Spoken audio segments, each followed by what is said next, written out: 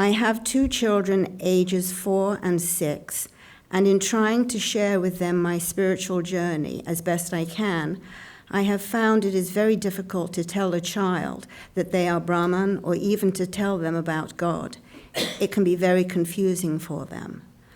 I would hate for them to have to go nearly 40 years building their identification with the body-mind complex, only to have to strive to remove that ignorance in their adulthood, as I have. What is the recommended approach to teach Advaita Vedanta to children, or to at least prime them for it when they are ready? Is there a way to give them a head start, as it were? One principle to remember with children. And you say, Swami, you are a fine one to talk about children. You don't have any children. But I dealt with children all my life, from my beginnings of my monastic life. When I first became a monk as a novice, the first thing they asked me to do was, I thought, you join a monastery, what are they going to ask you to do? Meditate and maybe pray and read scriptures or something? The first thing they said is, look, there is a hostel and there are 40 children, 10-year-olds. Go take care of them.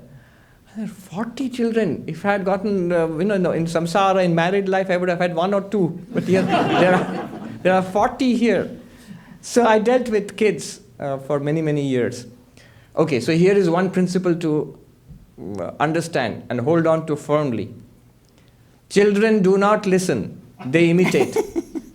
Children do not listen, they imitate. Child psychologists also will tell you, to a certain age, they do not listen. Up till the teenage years, imitation is the way they learn. Of course, during the teenage years also they do not listen. That's a different matter. So first thing is, what are we doing? The parents and the grown-ups in a family, in the school, and in society, what we do, that the children will do. They pick it up. So a spiritual household is something that the atmosphere is imbibed by the children while growing up. Second thing is, so don't try to teach them, or don't give them talks on Advaita. They'll either not comprehend at all, or you will. It might, lead to a rebellious feeling, a feeling of even repulsion, that something is forced down on us, even if it's good for us. If you're not ready for it, you feel irritated and upset.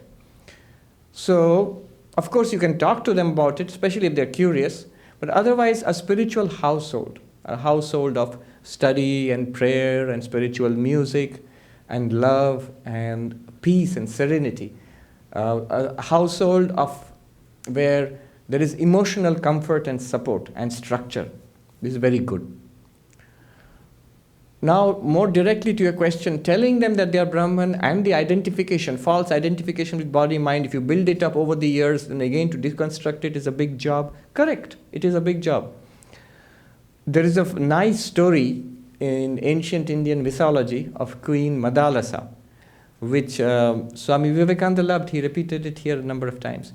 So to cut a long story short, this queen, who was an enlightened lady, her child, the baby, when the baby was in the crib, she would swing the crib, and instead of a lullaby, she would sing Niranjanavasi, that you are the sinless, you are the pure consciousness, you are not this body and mind. Teaching the child from the very beginning that I am not this thing, I am much bigger than this one little body.